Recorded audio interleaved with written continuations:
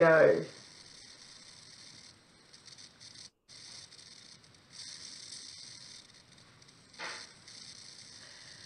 Good morning, everyone. It's Cooke here, leading business advisor and founder of The Engine, and I must apologise for being late today.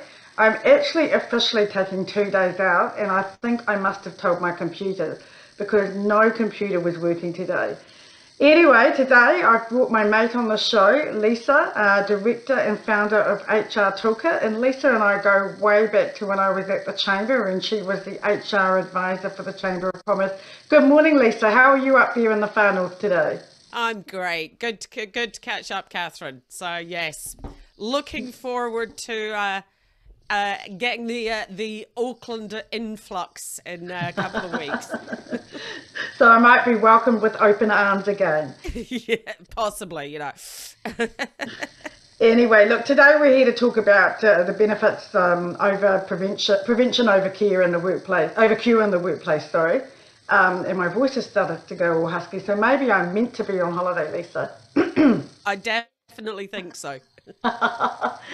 Anyway, look, for those of you who don't know Lisa well, Lisa's a really good sailor, and I learned a long time ago that when you've got a really good sailor on the boat, you're actually best to take instructions and follow them well to actually get home safely.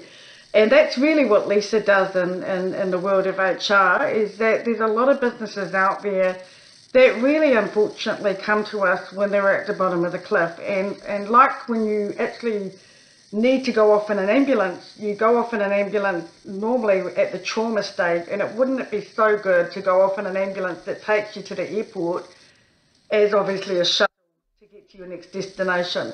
So Lisa, right now, sailing for you as an HR advisor is really choppy out there. It's been choppy for the last 18 months, lots of niggles from problems coming from, situations outside the control of employers.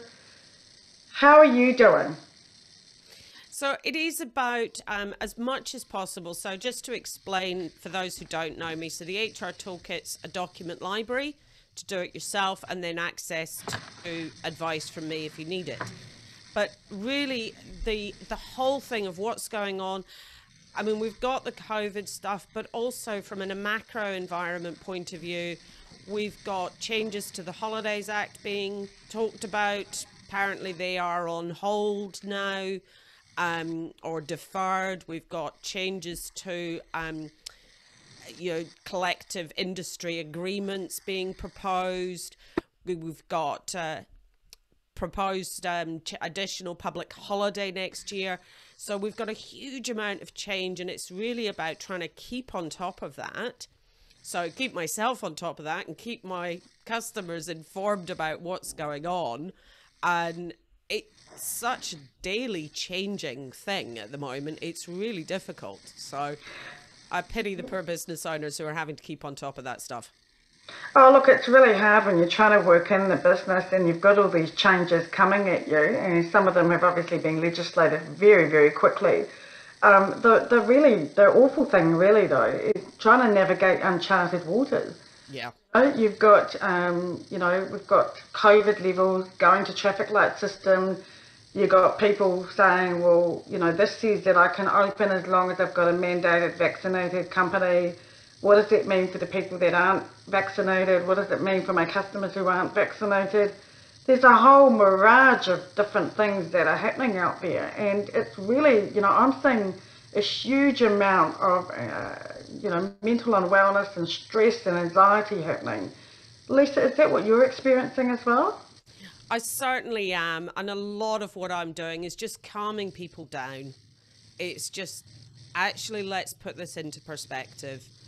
The vaccination thing, I mean, they said 4 weeks ago that we would have legislation in the next 2 to 3 weeks. It's not here. We're hoping to get it by the end of the year. So by the end of this month, sorry. But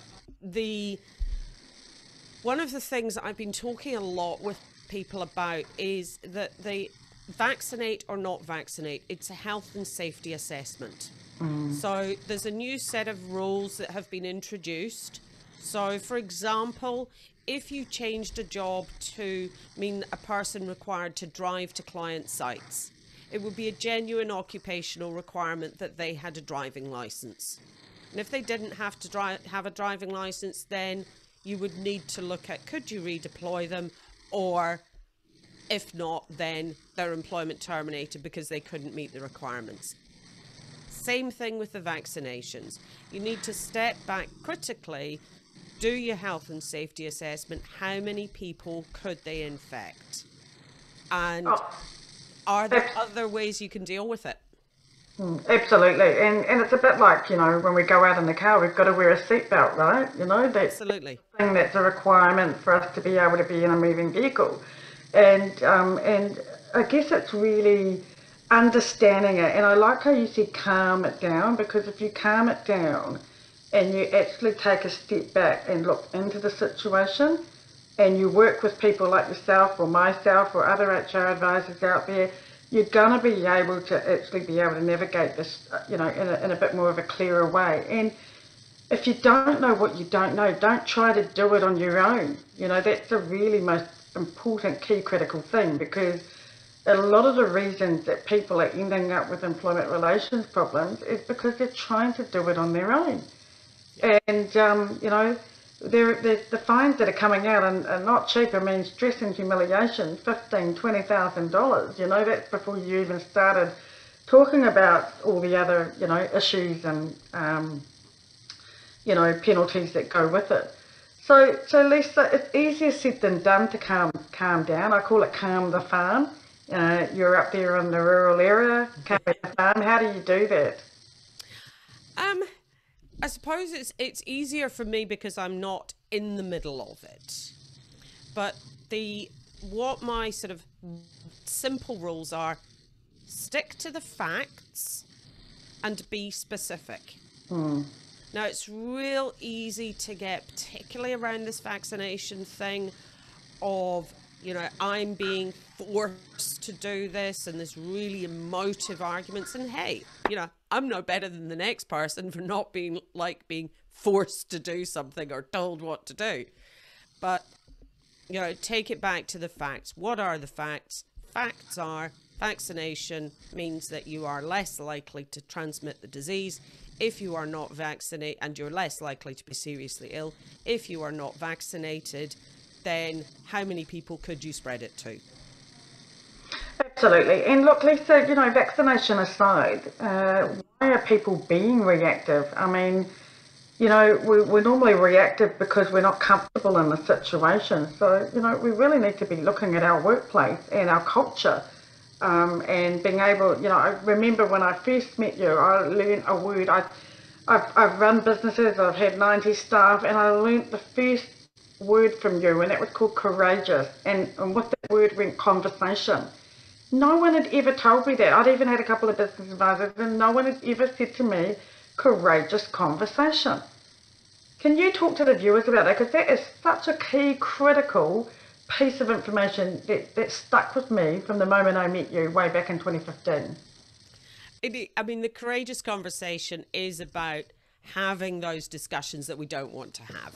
Whether it's a discussion with a loved one, a staff member, debt collection, whatever it is. So it's about being specific, dealing with the facts, working out in advance what you can or cannot accept, and what's the message you want to get through. And so, you can get caught up in all the noise, whatever you're having a discussion about. And in general, I'm having a lot of discussions. I think at the moment in general across New Zealand, there's just this, or across the world actually, there's just unease about in general, and that's manifesting in all sorts of ways. People are in a heightened state of stress, so every little thing becomes this huge disaster. So, actually taking it back to, what did they actually say? So I'll give you an example of that. I have a situation that I'm dealing with whereby the employee had sent an email to the director, to the managing director, and also to the board. and then was seeing ghosties because the board hadn't responded to her. Now, the board in a governance role had done the correct thing. They had handed it back to the managing director to say, this is an operational thing, deal with it. So they had responded, but they hadn't responded to the employee. But she was getting herself into this huge tiz about it. It's like, actually, they have responded. Don't panic about it. And so this is the, you know, the big thing about the courageous conversation. You do need to have these conversations with people, but try and keep it calm and to the facts. Absolutely, and not go into these conversations with, you know, a preconception that it's going to be doom and gloom. That it's an opportunity. It's really to navigate a way through and understand where both sides of the party are at, and to put all cards on the table, to talk about the real difficulties. I mean, nobody woke up last year and said, I want all this drama, all this chaos, all this financial stress to happen to the employer and the employee, you know. And then we've got reactive situations that did happen in the first start of COVID last year, where we saw people being laid off within the first week.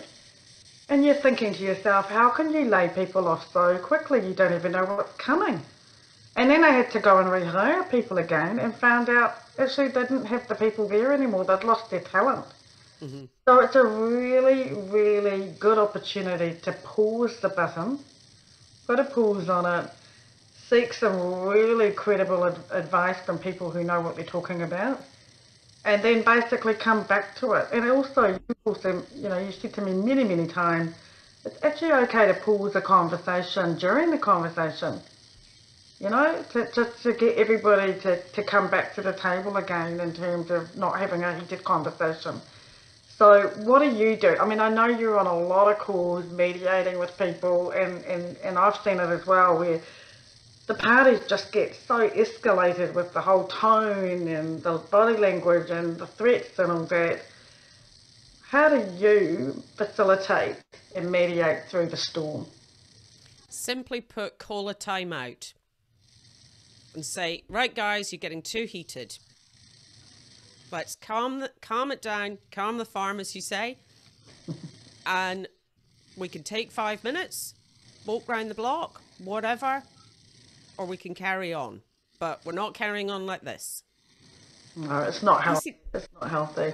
What are you seeing as being the mood out there? I mean, I guess for me, for my businesses, I've seen a few more employment issues this time, but primarily because of this whole vaccination situation. It's not really been because, I mean, the companies, they want their people. Yeah. They don't want to be in this position. But what is the mood? What are you seeing as being the primary problems that are happening out there? I mean, I'm actually not seeing many redundancies at all. And most of the companies that do contact me thinking about it, or, you know, wanting to discuss it, are, you know, we'll have a discussion about how tight the labour market was until we went into this latest lockdown.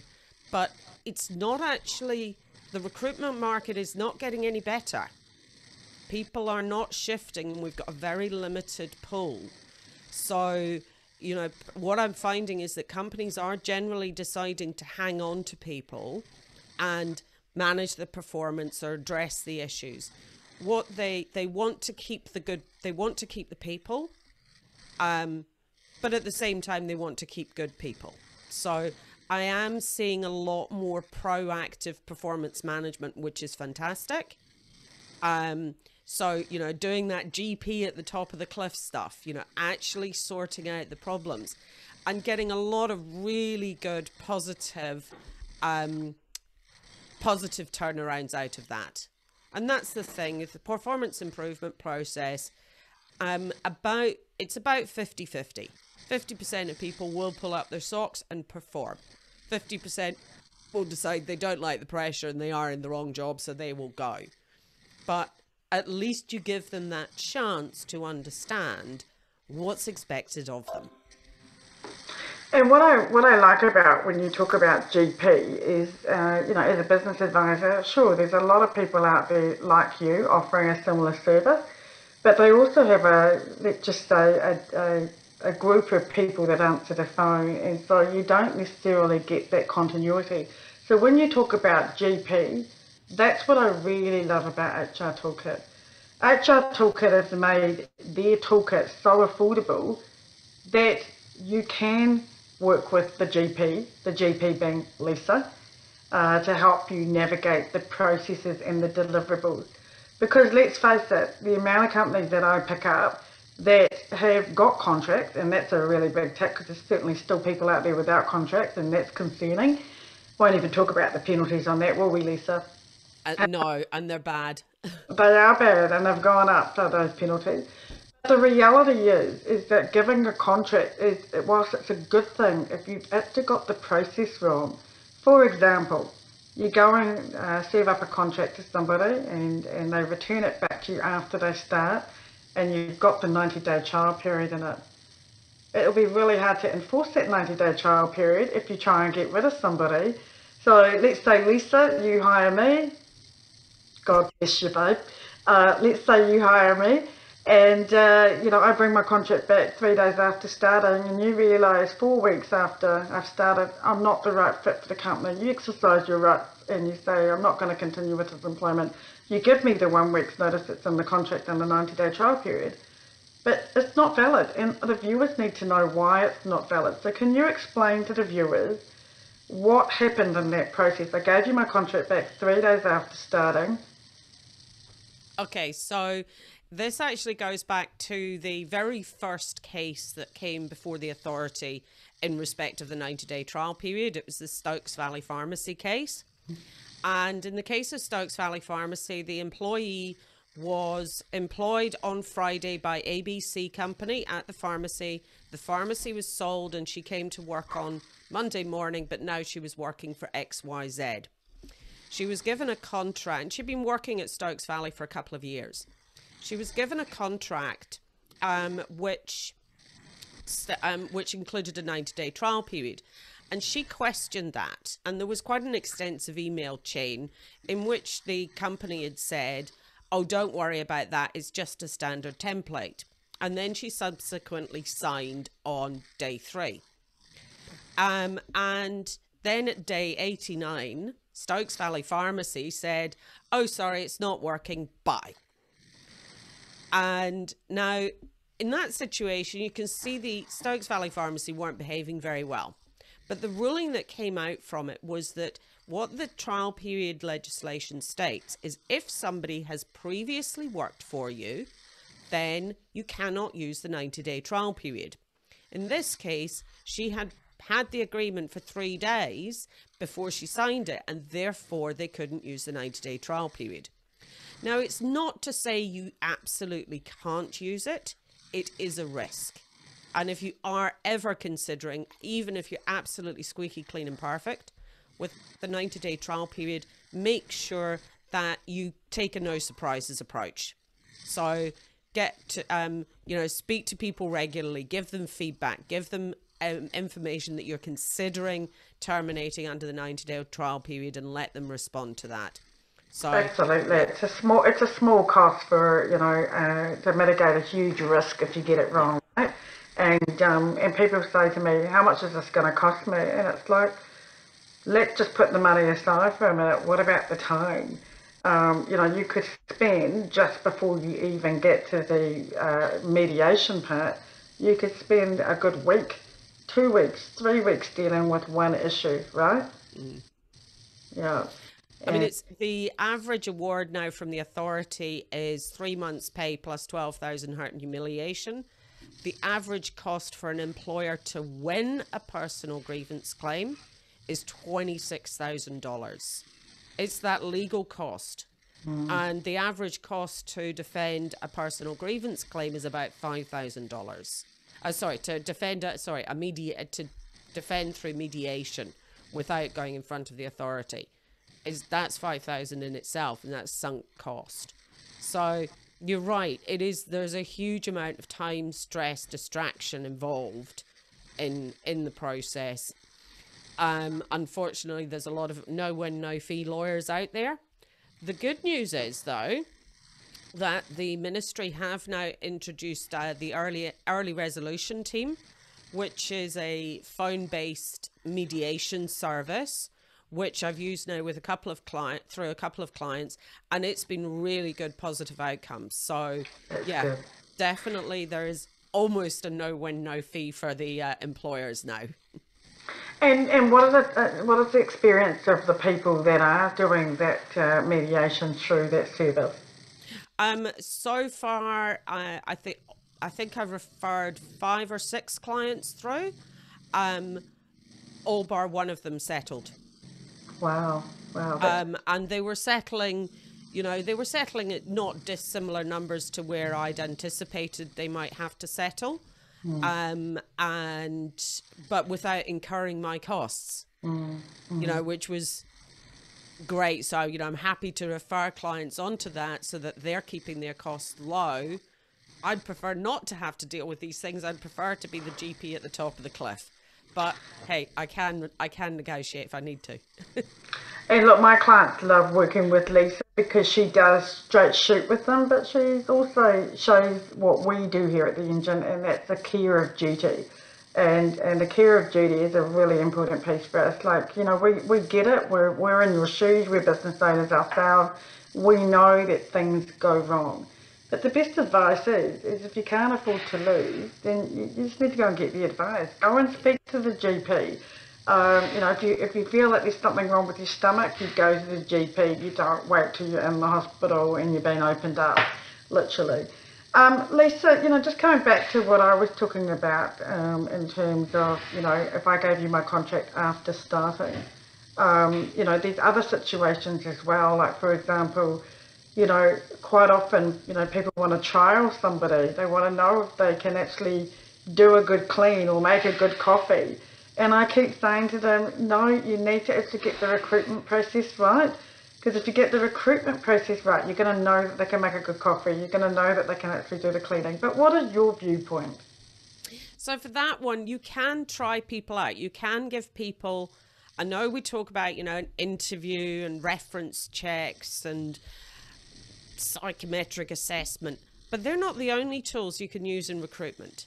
You can bring somebody in for an hour. Instead of bring them in for an hour for an interview, bring them in for an hour to make a coffee, to clean a room, and see how well they do it. And so, you can use that as absolutely a valid recruitment tool, and often a very sensible one. I'm glad that you said a recruitment tool, because that's the key words around it, is that you do need to set up the situation as it's still part of the recruitment process. Like, a lot of people, there was some cases that went through the Employment Relations Authority about whether it was paid or unpaid work. It was still considered a trial. But the narrative around it wasn't sold as a recruitment tool. We need to just have this as part of our recruitment process in the same way we do the reference checking and the drug testing and all the other things that go with it before we're actually onboarding you. I guess really, if we were to dumb it down, it really just comes back to, if you don't know what you're doing, get help. It really isn't expensive to get help way at the top of the cliff and away from the cliff. But it's really expensive to get help when you're at the bottom of the cliff and you're not just with a few scrapes, you've got some really deep wounds that are really seeping. What's your advice with people right now? And I calm it down, get some help, have those courageous conversations. What else can you suggest? It's, deal with facts. That would be the other big one. And, be aware of the fact that courageous conversations, everybody is in a slightly elevated stress level at the moment. Don't try and shy away from that. It's there, it's real, it's human. Deal with people as humans, but you are a business owner and you are actually allowed to require somebody to perform. Absolutely. And that's the thing, is that once you go to the GP, you get prescribed the pills, you need to know how to take them, which is why we get the instructions on the bottle so we don't go home and swallow the whole bottle. So I guess really, my key piece that I want to get across to people today is, it really is an effective way to have somebody like Lisa working with you in your business. She's not a full-time HR person, but she's going to help you build the capability. The HR Toolkit is very, very, very affordable. It's $349 per annum. Very affordable. It has every document, all colour-coded, easy to use. But you still need to talk to Lisa about using it in the same way that bottle of pills had instructions on it. If you still don't understand the instructions, you need to understand the process. And I'd really, really encourage people to do that.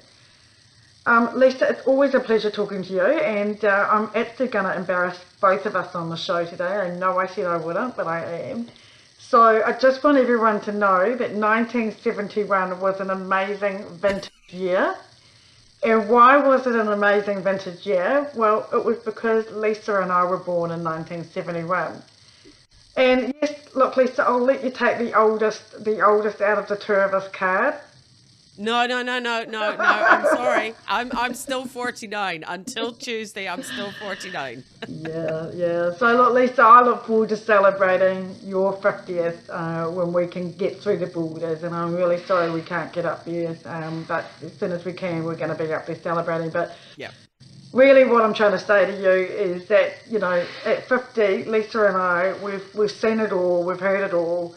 And we're here to help you. And right now, we're really busy here at the Engine, working through the funding round that's about to take off very shortly, which does include coaching and implementation.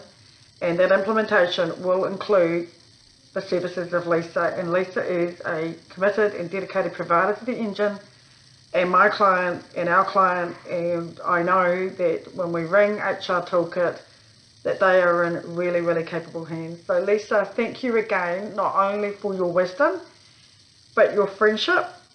And I must admit, I miss having you down here in the sailing, and I wish that we were sailing out on the water and not in the choppy waters that we're doing online and everything in between. So you have an awesome, magical day up there in Opua today. And any last things that you want to say to the viewers? No, just have a great day off and take some time out. Absolutely. And my last thing is, you can't be without HR Toolkit. Go and have a look at it. www.hrtoolkit.co.nz. It'll be the best investment you can make, and it'll certainly keep Lisa busy and her not enjoying the sunshine for the next few days. Reach out to her. She's there to help. Take care, hun.